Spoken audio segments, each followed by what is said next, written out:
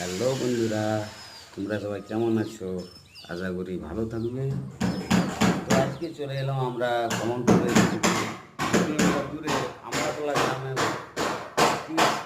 আজকে এখানে চলছে তোমার এই যে পায়ের পাল্লা চলছে, পায়ের পাল্লা চালানো চলছে। এই যে দেখুন, দেখতে পাচ্ছেন। এই যে আমাদের মিস্ত্রি আছে শুভদা। হ্যালো শুভদা মিস্ত্রি আছে,